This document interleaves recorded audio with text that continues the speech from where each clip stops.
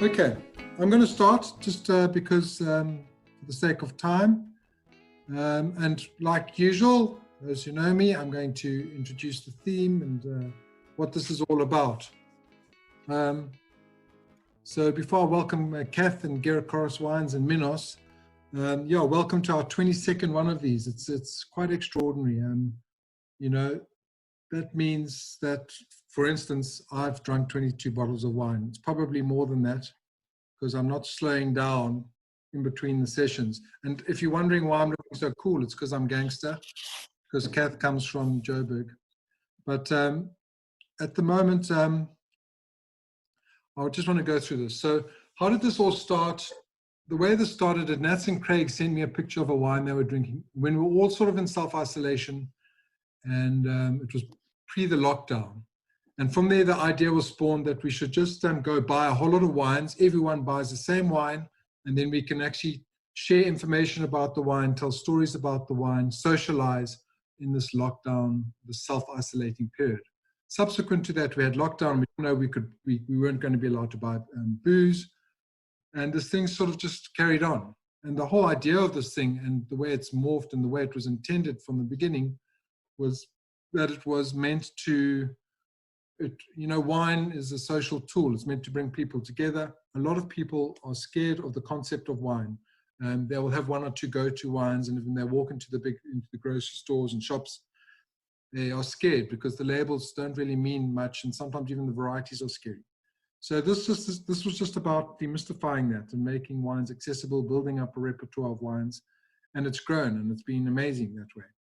And it's also, you know, it sort of morphed into winemakers and property owners joining us. And so, yeah, I think we definitely had over 15 or 16 winemakers or property owners on. So that's pretty impressive.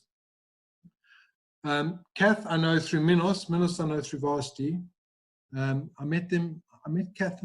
I can't remember exactly how, but it was something to do when you were down here sourcing grapes, and then we went out for dinner at the Potluck Club. I still owe you a flipping fantastic meal, but it was all about wine and food, and it was intriguing me that you were making wine garage yeast and to learn your story, which we're going to go through today. And you know, just to fit into this theme of wine and storytelling and food and all of that. I read somewhere that Kath's principle on life is that you should just really do what you enjoy doing because life's too short. And I think that that is fairly similar to what this is about, this thing. So I'm going to introduce Kath. Minos is also on board because it's not just wine. I know Minos makes grappa. A lot of you guys know them. And a lot of guys know Craighall Park. I've picked up through some of the things, the WhatsApp chats. So let's just start. Kath, how's it going? Minos, how are you? Very well, very well. All things considered, we're great. Surviving homeschooling. Although very excited that Thomas, one of our kids, is going back to school slowly next week. Otherwise, great. Thanks, Harry. Cool. I've just now got back. I just want to see who's on here. I'm going to take these glasses off because it's actually reflecting in my eyes, and it's better without them. Yeah. So let's start right from the beginning. Before you even knew Minos. Okay. And I think you've known each other for a while. So at the beginning, I'll try and keep it brief and interrupt me if I'm getting boring. Okay. The beginning was in New Zealand. So I'm a New Zealander, born and bred, grew up in Auckland and then little surf town as it was then, Tauranga, and then Wellington. Then as all New Zealanders do, I went to London for a couple of years, did a bit of traveling, did a bit of skiing, came home via Africa, and that sort of begins the connection because I met made some good friends here.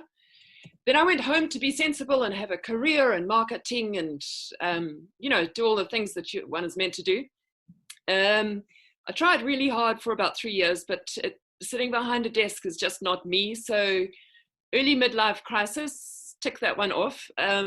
Went to way down the South Island of New Zealand, which then was New Zealand's best viticultural University, and I did a postgrad diploma there, 50-50 winemaking and growing of the grapes. Then one is supposed to travel around the world and gain experience in all sorts of amazing, interesting wine areas. So first stop was South Africa. Incredibly lucky to get a harvest job, which is meant to be 6 weeks at Thelema, which was, you know, as you can imagine, a really rough start. I managed to hold on there for about 9 months. Giles let me work in the vineyards and do all sorts of things. And then I got another harvest job at Flagstone down in Somerset West. Then I made friends in the area, and sort of the next 5 years was spent there, in and around the wineries in Elgin and Hermanus. And that, I think, that's sort of... Yeah. Sorry, did I miss that? So you went traveling. You went traveling quite a bit, and Yeah. you also a dive instructor and all of those good things. Yeah. So the travel through, you can see I'm sort of starting every sentence with should have been or is supposed to be, because nothing ever ended up the way I planned. So I was supposed to travel. I flew into Nairobi with a good friend of mine, and we were supposed to be home for Christmas, which was meant to be 4 weeks. We got to South Africa, and I thought, this is the fancy part of Africa. So we're not going to hang out here too long, but I want to go and visit a friend in Sodwana Bay. And then it's like, why am I ever going to leave here? So I stayed there and became a dive master for 9 months, which was also really rough. Slight issue there was that, so this is now before I went home to New Zealand to have a career and be sensible about life. But you're sitting in the most amazing place on earth, but your brain's not being overly stretched. So it was a bit, I don't know, you have some insights in life, I guess, at times like that. Then I went home to be sensible and have the career, and that didn't work out either. So, but you also did skiing. You're a ski master. I'm just trying to get some background. Yeah, so that was early on. There's nothing masterful about my skiing, but I did a ski season in Canada, in the middle of British Columbia. Nice, very, very cold place, which is brilliant skiing. Tiny little place in the top of the middle, of the Okanagan Valley. Yeah. So I mean, I'm actually just building the context, because you're well traveled. You come from New Zealand. You've been all around the place, and now you've made South Africa your home.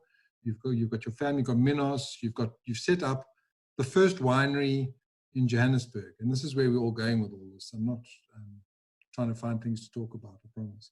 Yeah.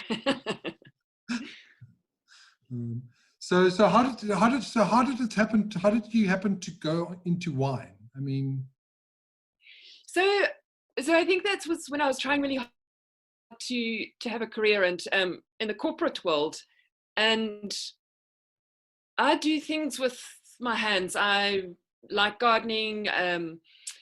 I create. I was struggling to sit in an office, and my housemate at the time in Auckland, I think we drank plenty of wine, and I sort of thought, why not? You know, that would be actually, in all seriousness, jokes aside, on Friday evening, maybe something to look at. And you've got a combination. I really like, if I'm learning something, to learn it traditionally, university kind of style, and then take that and then do with it whichever way, wherever it takes you, I guess. So I looked into it. So there was a postgrad diploma at Lincoln University, just out of Christchurch. I didn't have chemistry, that was a prerequisite. So I spent a year, firstly saving money for the course, and secondly doing science experiments literally doing science experiments in the bathroom to cover that base. And then I went down there, and I thought, if this ends up winemaking, great. If it doesn't, my original marketing degree, I could then go into the industry and use my marketing degree as well. So hopefully not kind of throwing everything into the wind, but yeah, trying to, it wasn't me, and I was looking for something else to do. And it provided, that year provided me with a couple of different options, whether I went farming and growing grapes or into the winemaking, combination of marketing and winemaking, and a bit of travel for good luck. So yeah, it was a nice. You guys love your travel. Yeah, absolutely. It's always, it's a good excuse to travel. No, because some people are travelers. Some people need to get it out and go. And I mean, I'm not sure much you travel now, but I'm guessing quite a bit. And yeah, again, sort of an indication of who you are. Yeah, I think the word gypsies kind of crossed my mind as well a few times. Home is where, I mean, it's a terrible cliche, but home is where you are, where your family is, and all of those things. And it is. I can rock up and settle down and make, I think there's a time and a place. Don't want to get too philosophical, but there's a time and a place for everything. No, that's awesome. You must note that this has now been, 12 years in Joburg, so it's the longest in any one place. So Joburg's clearly the keeper here. I think it's you, Minos, who's the keeper. But can we convince you to move to Cape Town? Because that's where you should be making wine. That's the question. Yeah, well, you can speak to my husband, Harry. When I was in Elgin, one Sunday morning, a friend of mine phoned me and said, "Come, I'm making breakfast for a lot of friends who came down. They're all from Joburg. They had a wedding last night, and half of them couldn't find their way home, and they were driving through the farm roads that we used to know so well, and we're sort of rolling our eyes about these Joburgers can't get home across the farm fields." And I think there was one or two new tracks made, but that's where kind of the next phase started, because one of those people was Minos. So it's through friends of friends in Elgin that we met. No, you can fill in the gap. That's how I knew you, because you had a strong affiliation, or you knew Sebastian quite well, Sebastian Beaumont. Yeah. So yeah, and they're in a bit of a gypsy kind of story as well, because there's definitely lines or something, whatever you believe, that cross in Bot River. Because when I was there, his now wife, who was, they had known each other, but she is Dutch origin, studied in Edinburgh, so moved around a lot as well, lived a little bit in India. And a good friend of hers was also there. So the Beaumont family was sort of picking up strange people that traveled from all over the world. And we had Christmases and lots of family events that we were, being the Beaumonts, they'd invite everybody in the local district and look after us if we were homeless. So, yeah. There's another circle in this, because the core group that, when this Love of Time of Corona started, was a group called sort of Paul Kluwer, because it was a watershed concert, and a lot of the guys that went to follow and make a weekend of it. And the first stop this year was at Beaumont. Sebastian couldn't be there, but and we need to get him onto this platform, and we will. But and Sebastian comes up a lot in discussions, because he's just that kind of person. He's really, really that guy. Yeah, no, 100%. I gave a tasting the other day, also on this platform, but it was a tour tasting, and it was for some of the Americans and Canadians. And he couldn't make it on, but Lucien came on. And Lucien is Sebastian's brother. He's a guide, but he does ranger. He's a ranger, and he takes the most amazing photographs and videos and movies of the wild. And I think he's the one who captured that one where, what was it? I can't remember, but it's one of these that had like 12 million hits about an animal saving itself against lions or something. Oh, wow. I need to remember. Yeah. Also, big travel family. Now tell me, so who else did you know in Elgin? Because we're going to get into your grapes and how you selected your wines. But I can't remember who it was, but I remember when we went to dinner, you were calling out all the wines, and these were like your close mates. And at that stage, I didn't have any mates, and now I've got like a few.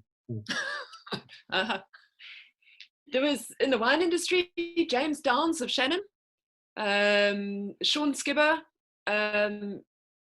of South Hill. I worked for the Batiga family, who've now got Idiom, and they had just bought Whalehaven.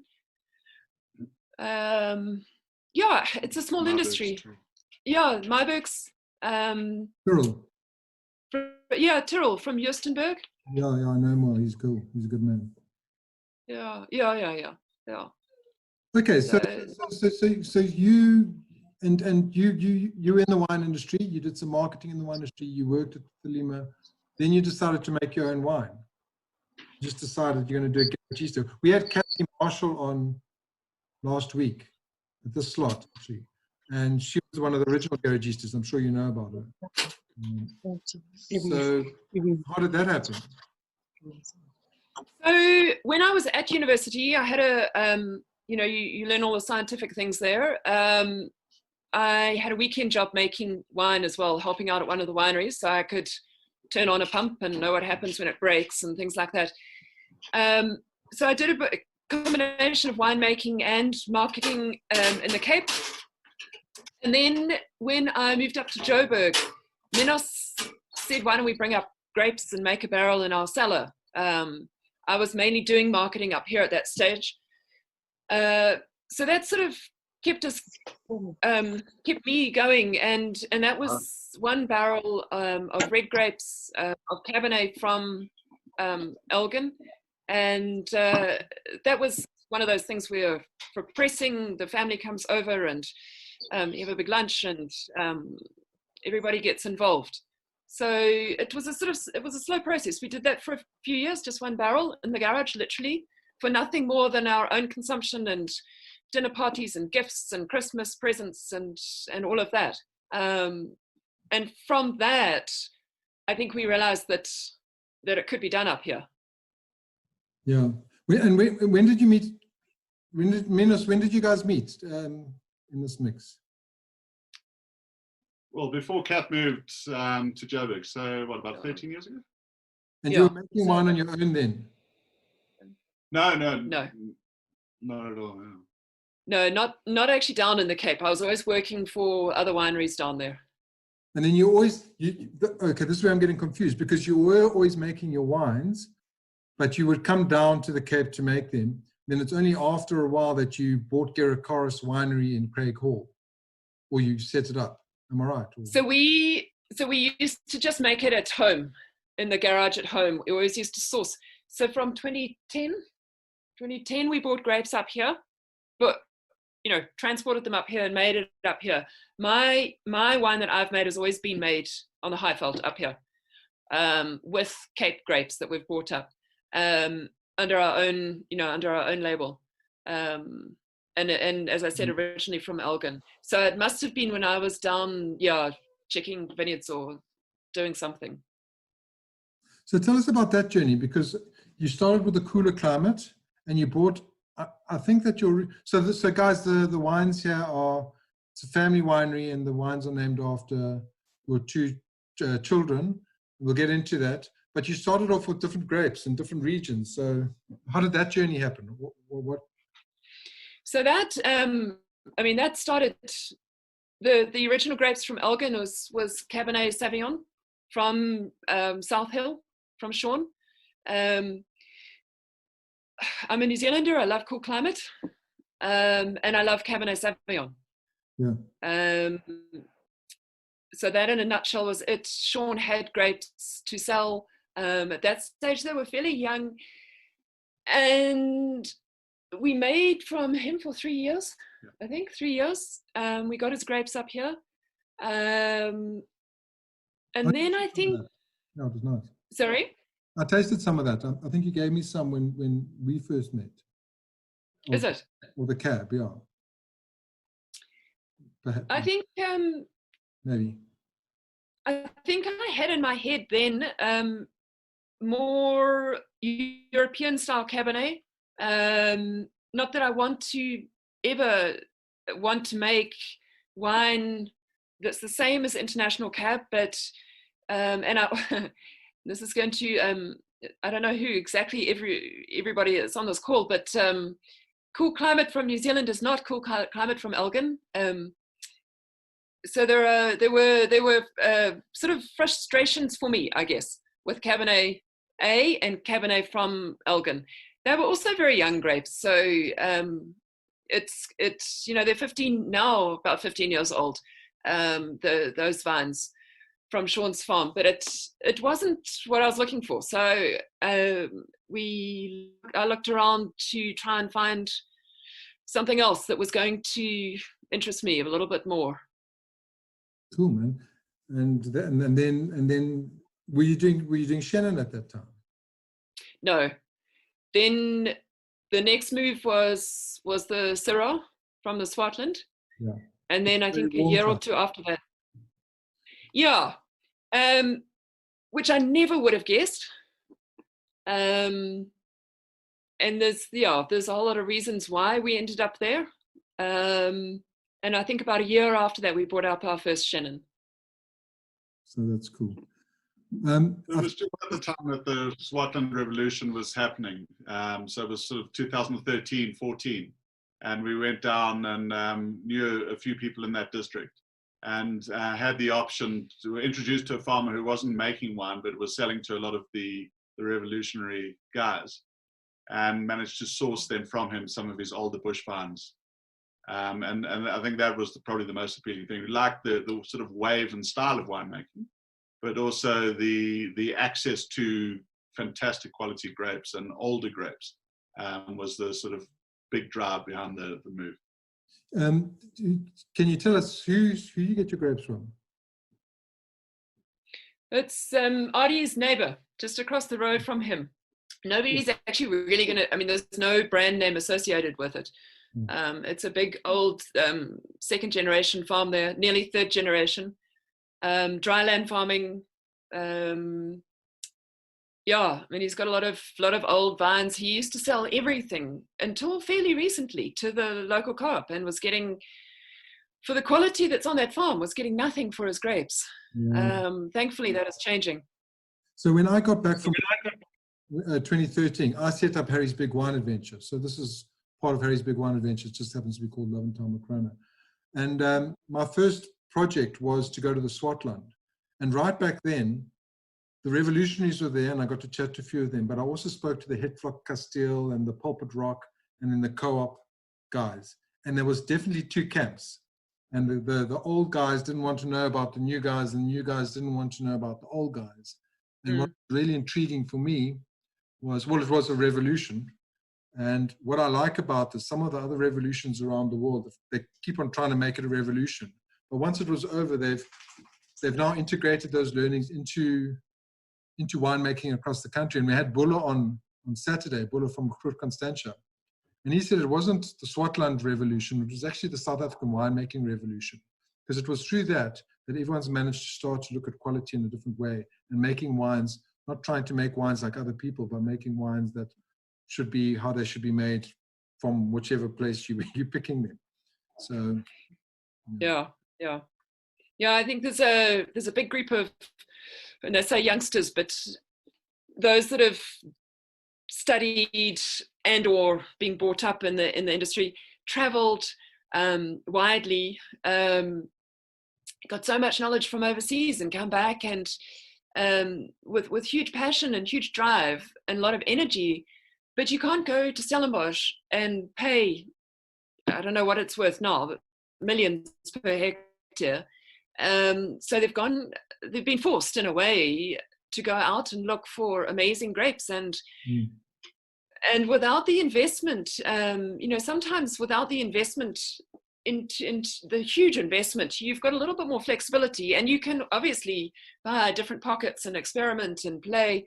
So I totally agree. I mean, the Sebastian's prime example. It's not in the Swartland, and yet he's done a lot of very, very similar things, from looking at marketing in different ways to being very, very open. From what I understand from when I first came, the guys that were well known and had huge reputations, there was a lot of almost secrecy around what they did and how they did it.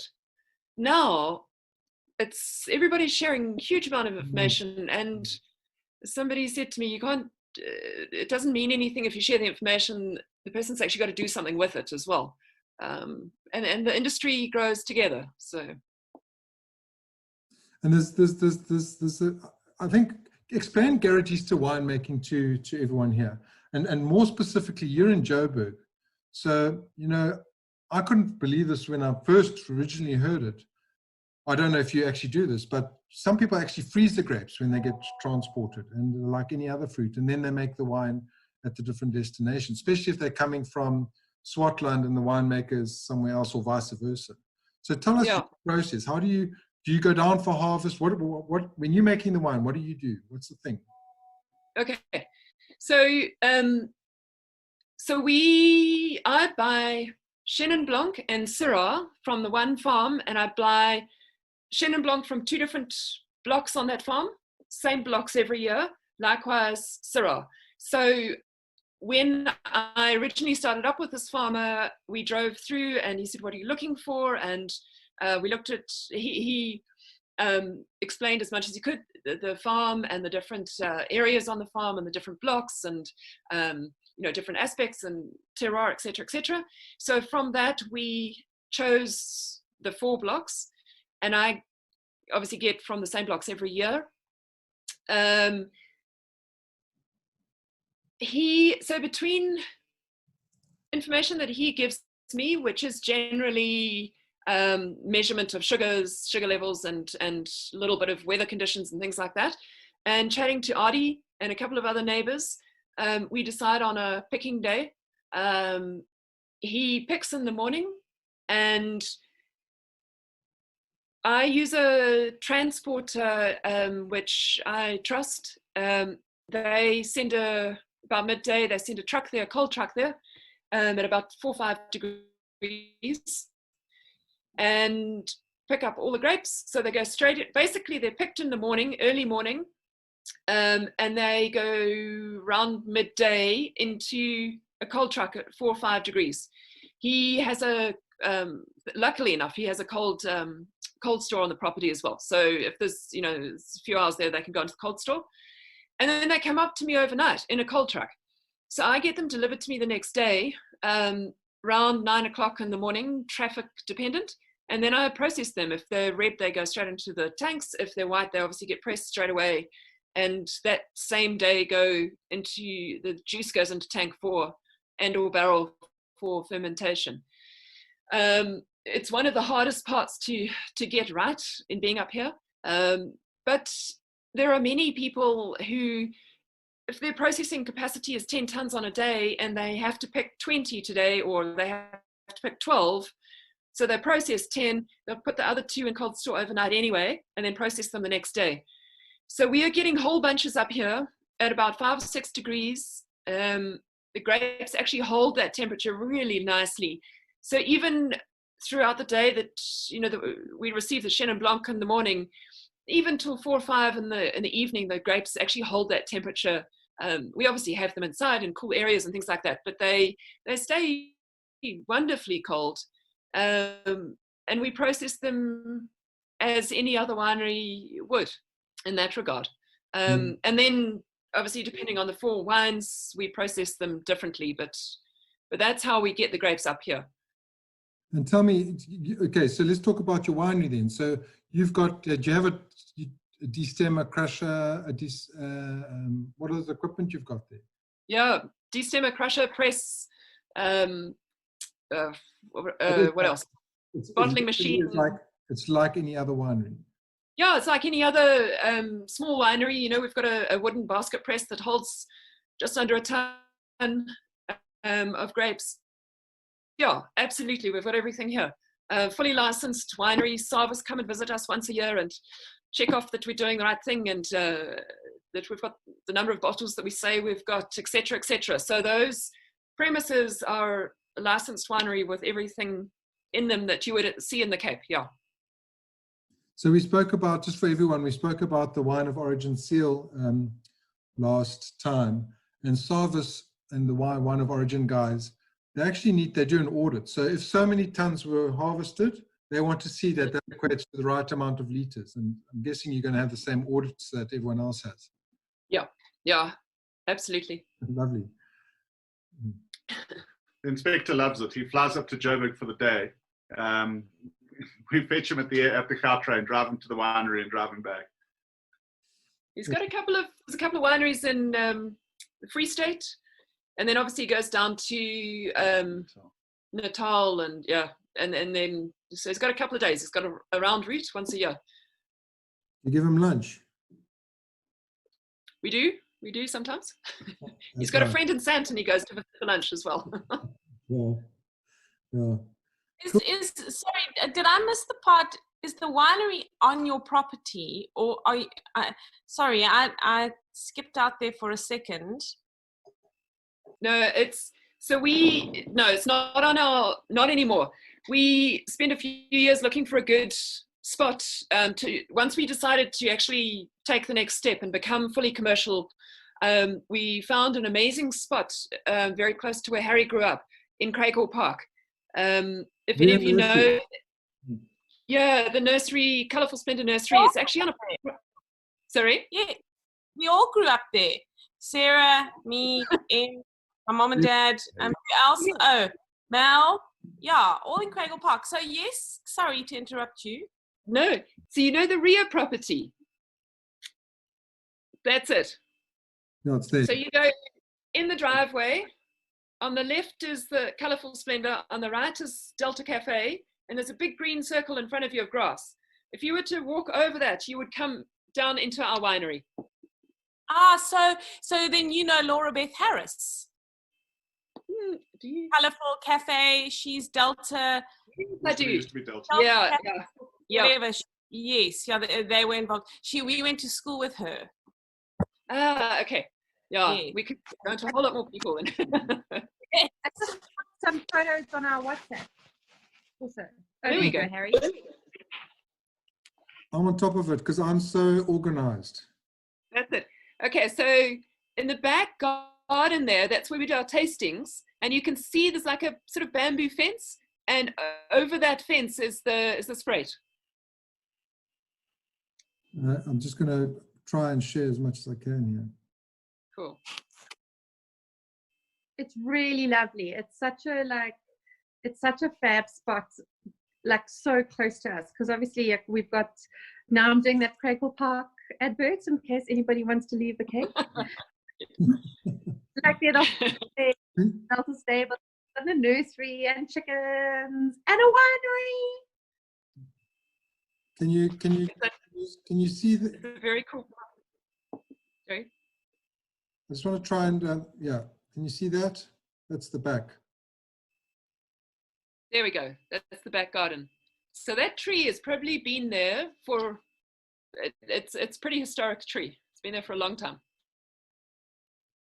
And as we have the tasting room and the venue is there, so it's not only make the wine, but there's a full tasting room, so people come in and you get the full winery experience. So you can come and taste through the wines, have a cheese board, and then sit and enjoy a glass next to the river.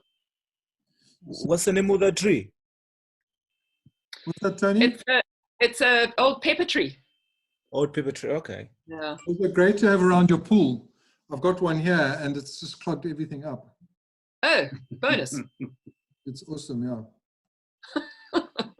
I'm just gonna try to stop sharing because I'm messing this up a bit, because I've got other pictures here and I just want to make sure I'm getting to them. So it's good. But so it's one of the coolest things about having the winery up here is that people can come and actually see the fermentations and everything going on, and then they can go in the back garden and sit there around a table and taste through the wines and the atmosphere. I mean, everybody says it's like almost like being in the Cape because we're sort of in this country atmosphere on that property, which, I mean, we're not vaguely trying to pretend to be in the Cape, but it is a very relaxing sort of area. Yeah. So okay. So I want to go in here because of the venue. I've been there a few times. I've given tastings for the Cape Wine Academy. I've given tastings for my personal tastings, Harrisburg Wine Adventure tastings. And it's such a beautiful venue. I'm going to see if I can take a picture. And then also, I remember Andy Rudiger, he needed a spot. And he did the Cape Wine Master Shiraz tasting there, which is because you guys make awesome Shiraz. So just talk about the venue because yeah, it's not huge. So but cool. No, it's not. So two big drivers for me. One, winery, to me, the ultimate winery's got 4 square walls. So you can hose the place down and you can move things around. So it's very, very simple inside. There you can see, so you're standing in the main room. You get an idea how small it is. You can see the wooden press there, actually, the press. And then through into the back area is an air-conditioned barrel cellar. So that's literally Shiraz sitting there and stock of wine behind it. So people come and do, I mean, that looks like a wine academy tasting, Harry. Fairly simple, but we've had people, we have a lot of small functions there. So it's very simple, very rustic. It's my style. Yeah, there's the bottling machine there. People come and have, after our tasting room hours, they'll come and have a function for a 60th birthday party, or we've had small weddings there, but they really take over and decorate it how they want in their own style. Some people, in saying that, some people actually do very little decor and love just the outdoor relaxed rustic style in the middle of Joburg, because you just don't get it here. That's Andy. The other thing for me is that I find a lot of wineries quite restrictive when it comes to functions in terms of you have to have their wine. So if you want to bring in other wines, we embrace it, and we've had so many winemakers there, and it just have a lot of fun with wine and wine orientated functions and events. So it's a different, very different, small, cozy venue for Joburg. Okay, let's talk about the wines, and then I want to speak to Minos about his grappa, and I'm guessing it comes from the same stuff, and even brandy if there is. But let's talk about the wines, and let's start. I'm drinking this one, and sorry, I've got to work out. It's left to right. Thomas. The Thomas. It's a family winery. Tell us about the names and everything. I'll put these up. Okay, so it's all very simple. So we've got Chenin Blanc and Syrah, 2 Shannons and 2 Syrahs. The Shannon, the free run mainly, I think. I'm just trying to remember that with the reds, it's differentiated more by the blocks. With the whites, with the Chenin Blanc, it's more the free run that goes into barrels. This year we've got 3 barrels, barrel fermented, barrel aged, and that becomes Elli. And then the Likey, so there's the Elli. And the Likey is the unwooded white wine. The Likey is, I inoculate for fermentation. It goes through in a couple of weeks, and then I stop it going through malolactic fermentation because I want to preserve the freshness and the acidity. It settles for another 6 to 8 weeks. So nice slow clarification on gross lees, from which it gets more of a richness than you would expect for some unwooded white wines. And then it gets a very light fining, light filtration, and it's bottled. We're actually lining up to bottle this 2020 Likey in the next sort of 3 weeks. So that's the Likey. Yes, okay. So Elli is our daughter. She's not Elli Opolopagus or anything. She's just Elli, which is an ancient Greek name. When she is in Greece, she's called a Likey because it's the diminutive of Elli, hence the name a Likey. And yeah, sorry? The Likey is the diminutive because it's not wooded, it's steel tank, it's fresher, and the Elli made differently. Yeah, the Elli style of juice, free run juice going into the barrel, natural yeast, wild yeast, going fully through malolactic fermentation and staying in the barrel for the full year, being bottled early December, was the first style that I made of white wine, primarily because it was made at home and we didn't have cooling, and so the barrel, you know, it has a little bit of a temperature insulation. That wine makes itself from day one. It's come out of the barrel beautifully integrated and beautifully balanced, and it's a food wine, and it just is one of those wines that really knows itself, if I can say it that way. Knows what it's about, and it sits there quietly, and it's quite elegant and goes beautifully with food.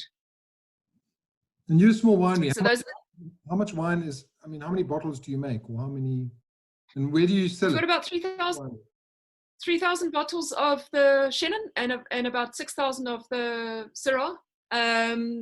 And 90% of it sold through the winery, through people coming on to do tastings. And then most of the local restaurants have it, local bottle shops. Yeah, that was a. So this year the plan was to go out and sell more to restaurants, and that's also changed. Well, I was about to say 3,000 and 6,000 is 9,000. That's about 2.5 lockdown periods of wine stash. Yeah, yeah. Thank goodness. Yeah, what was I going to say? Yeah, so yeah, and then that's how you sell through the winery. So yeah, it's amazing. LIATOC, Norman Goodfellas, and a few sort of boutique. LIATOC. Yeah.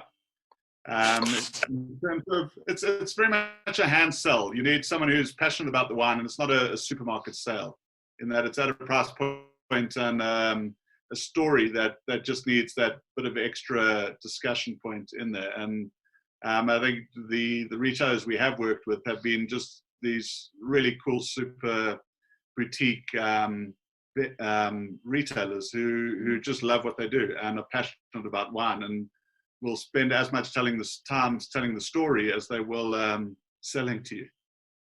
No, the cool thing about not being huge is that we can, if you have a connection with the person you sell to, it works really well. If you don't, it doesn't, and you move on.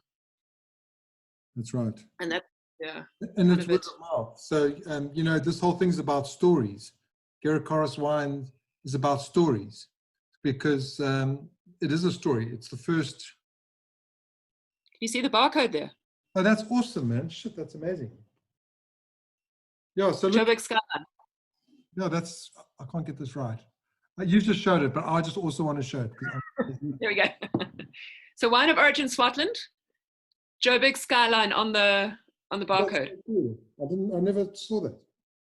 In fact, that was the banker's idea, I have to say. This is one creative moment. Well, I'm sure he's been given this time of Corona. Just saying. But there's another thing. So last time I saw Kath, I was in Joburg, and I asked her frantically if I could get one of her white wines and one of her red wines, because that's what she does, for a gallery. Remember I told you about that gallery, and we're doing wine pairings as people walk through with a gallery.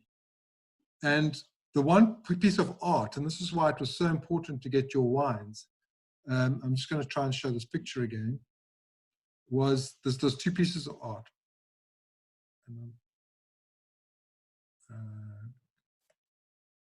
I'm usually quite swift at this, but not today.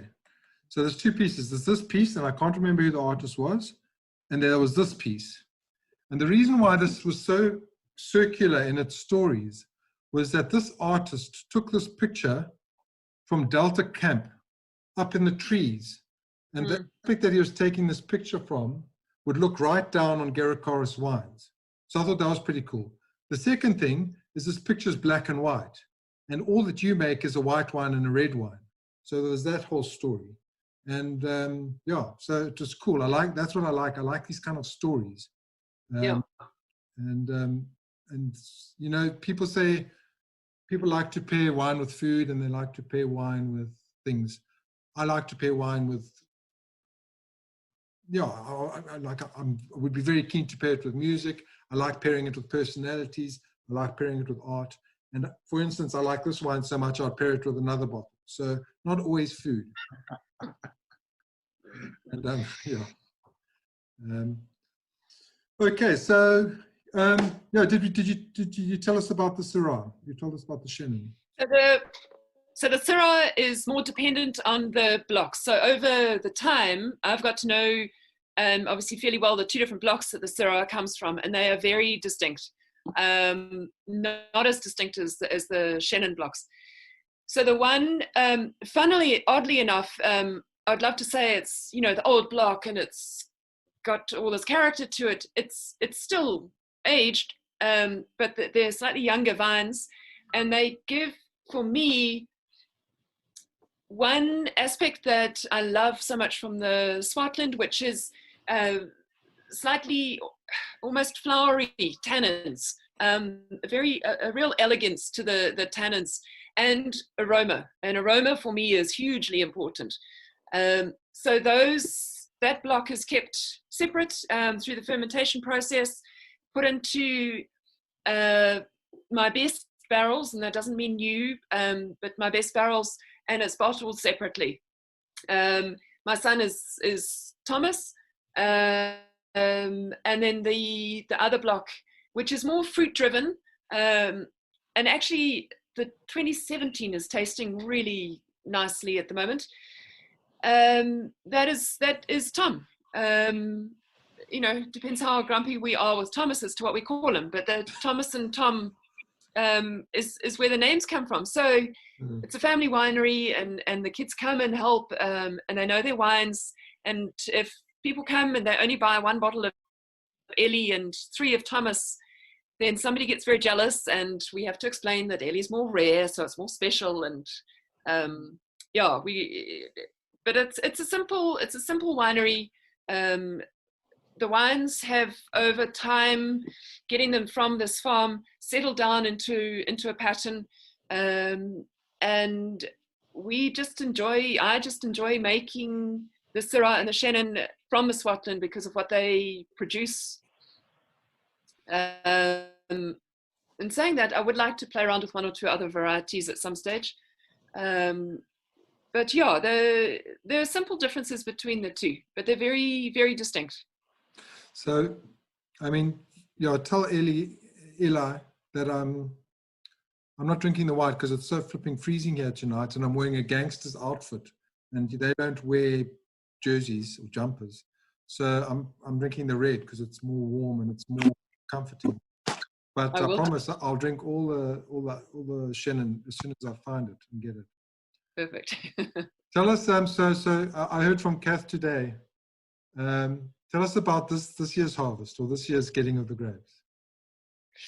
Yeah, so this year was all lined up to be an amazing. It has been an amazing vintage. Good quality, all of those things.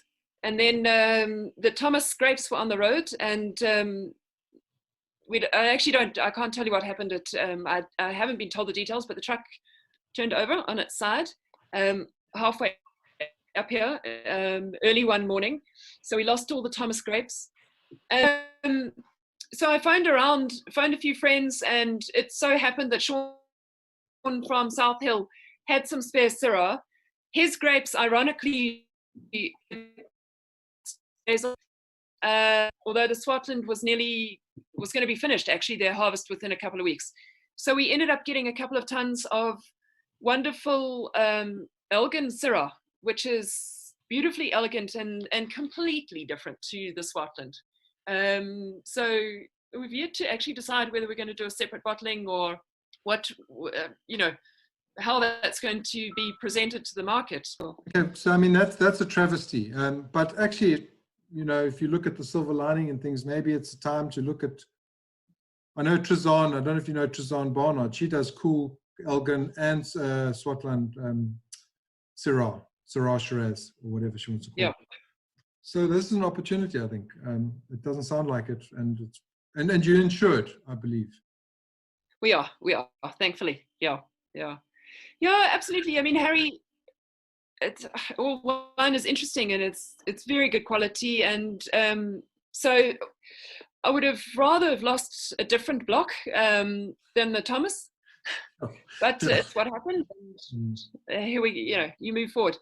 We also so we might bottle it, keep it separate. It's so different. I think we're going to have to bottle it. I don't know what we'll label it. Awesome. Okay, can I bring Minos on? I want to talk about the grappa and how that will work. Is it from the same pomace from the wine? Yeah, and really just for fun, if nothing else. I bought a small still and started playing with a small 25-liter copper alembic still. And we thought we had all these grape skins after we had pressed the pumice, and we started experimenting with it. And in Crete, where our family's from, there's a strong tradition of what they call raki or sikodia, which is really a white spirit very similar to grappa in Italy, or aquavit in Portugal or Spain and around there. And it's really sort of a very rustic, traditional way of using all parts of the harvest and taking that pumice. And we've experimented a lot over time. And what we have found is the Shannon certainly makes a far smoother grappa or raki. But also when Kath lets me from time to time, I'll steal a few liters. I've now upgraded to, I sit behind me, a 100-liter column still as well. And I've started making the odd little bit of brandy here and there, and experiment with some gins and things like that. And all very much not part of the license. So it's a very different licensing process. And since we took 2 years to get the wine license, I think a spirit license would take a lot longer. But completely legal in that it's registered with SARS, and we do all our returns and things like that, even though we don't have to pay duty on it because it's home use and we can't sell. But yeah, I produce a bit here and there. It's quite a time-consuming process, but we've really enjoyed the gins, the brandies, and then probably closest to our heart, just given that sort of Greek ancestry, has been the rakis, which typically makes an outing at every braai or event. And those friends of mine who may be on the call will give a wry smile or grimace if they know it's that time of night when the raki starts coming out. But if I do say so, it's very smooth, and working with smaller quantities like that, you can get your cuts in the tails extremely fine, and you can make a very clean, flavorful spirit, even though it might be slightly higher alcohol. Interestingly, I like to go between sort of 38 and say 41%, but 38 seems to be for me the optimal drinking strength for a clear spirit like that. But it's a great way to sort of extend the harvest, and it's sort of you'll re-ferment those skins a couple of weeks after the harvest's done, and we'll then pass it on. Now that we're doing 10 tons of grapes, it's far more than for me to work with. So we have partnered with a couple of small distilleries up here in Joburg, not partnered, but they come and take the grapes off us, and it's the grape skins. And it's nice to know that there's now almost a second life happening with these. So there's a new distiller down on the Vaal, and he drives up and collects tons and tons of this pumice at the end of the season, and is really making some really cool both grappa, brandies, and all manner of things from it. So it's a fun extra little add-on to the more serious business of winemaking. I was going to say that, first of all, I'm pretty sure that it comes out at the braais. And second of all, I'm glad to see that you're alive, because it means that you're doing it so that no one's dying. That's cool. Yeah, it's something if you're going to do, you've got to do it really properly, in that it can be dangerous if you get it wrong. So if anyone is thinking of it, there are fantastic courses you can do up here in Joburg, and now they've recently opened an academy in the Cape. It's going to be called Distillery, and you can do anything from brandy, mampur, vodka, gins, and all sorts of things along there. And it's a huge amount of fun in that it's a very social activity. But is something that needs a lot of care, in that you do need to get it right. And our good friends at SARS also always very concerned when you are making spirits, because a bottle of wine has got 30 Rand in excise on it, but a bottle of spirits is about 70 Rand worth of excise on it. So they want to be really sure that we're keeping accurate records, and anything is produced, even though it's not going to be sold, is properly recorded. But it's safety first for this. Yeah. Cool. Listen, we had 7. That's been awesome. And I just wanted to open it up. People, they know how to do it. Just unmute, ask questions. I'm sure that there will be some. And then this sort of breaks into a social kind of thing, where people have a doppie and drink. And so if anyone's got any questions for Kath or Minos. So, Kath, I've got some of your wine here. So I'm guessing that's the tree that's in the yard. I hadn't actually clocked that before. Or is that that the grape? Is that from the vine? Old vine. That's also got a bit of a story. Minos grew up next to, what was his name? Oh, is his name? Francois Smith, who, when I first came to South Africa, the Sunday Independent had a big half-page graphic that related to whatever the cover story was in the newspaper on Sundays, and he drew that for us as an old vine from the Cape. So that's been around longer than the winemaking's been around, actually, that logo. So yeah, it's an old grapevine. Cool.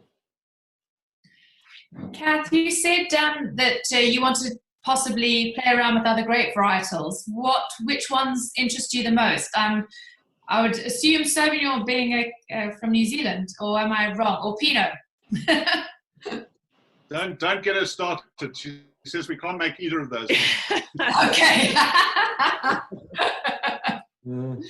No, you know what I'd really love to do next is Mourvèdre, which is beautiful. I love it. It's very, it's not that it's untrendy, it's just not planted, so you don't get much of it. But I love, and one of the things I love about the Swartland is slightly earthy characters. I do think South Africa makes great Sauvignon Blancs. Pinot Noir, maybe, New Zealand might be winning there. Yeah, but yeah, Mourvèdre next.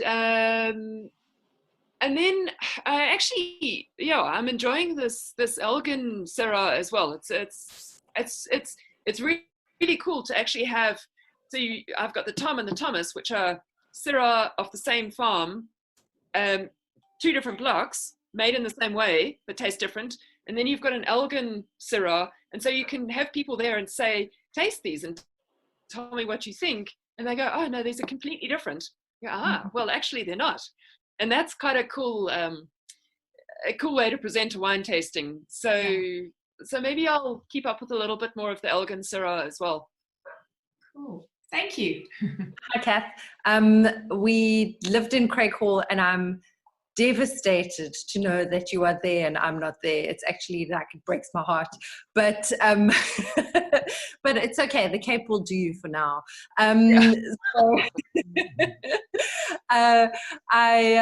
We love Craighall. So I just wanted to ask, in terms of your venue, I have a book coming out towards the end of the year, and so selfishly I'm going to say, you know, I would love to do my book launch in Joburg there at your venue. It's just 100% right. So you would be up for that? Yes? No? Yeah, absolutely. Absolutely. So is that part of our Joburg leg of the wine tour, Harry? Absolutely. Launch at the Gerakaris farm. First stop, Jolly Roger. Second stop, Giles. Third stop, Minos and Kath. Amen. I feel like And then we'll all stay at Carly's house. Carly? Yes, we'll stay at Carly. you're so welcome. A squash and a squeak. So when I come on the Cape tour, I'm very happy to cart some Gerakaris wine in my suitcase for all the Cape people because it's delicious. The white is amazing, and it's really nice. It's something I use quite often. Like if I go and stay with Harry, or if I go and stay with anybody in the Cape, it's actually quite fun to be able to bring a Joburg wine to say thank you for having me when you go and you stay with people in the Cape. So it's my go-to gift for when when I go visiting. That's amazing. I wanted to say too quickly, Jono Leenstra, who's on the call now, I've done a number of functions with his wife in the winery, and we did a really cool launch, which I think Pippa and I came up with. The Delta Cafe next door, he makes sourdough for his pizza bases, and he gave me a little bit of sourdough, just flour and water, which is how it starts. We put that bowl on top of the Elli barrels. So sourdough starts with the flour fermenting with yeast. So hopefully it picked up some of the yeast from the cellar. He took it back, made a whole lot of pizza bases for the opening night of Pippa's function that she had. So totally book launches and anything else. We can have a lot of fun. There's Kath, there's awesome circles in this group, and there's a lot of people who do a lot of amazing things. But Mel, who asked you that very difficult question, she's very difficult, interviewed Pippa about her business. So there's all these circles, and okay. Yeah, I'm just saying because it's nice to say. Yeah, thanks, Harry. I did. I interviewed Pippa on my podcast, and it was awesome to chat to her about her pop-up shops. So I'm assuming it was probably part of that she was launching. So yeah, fantastic. That's super exciting. Cool. Yeah, pizza and wine, can't go wrong. So people are leaving, so I just wanted to just say quickly, thanks Kath, thanks Minos. Love your place, love your wines, and we still owe you a delicious dinner. So yeah, thanks, man.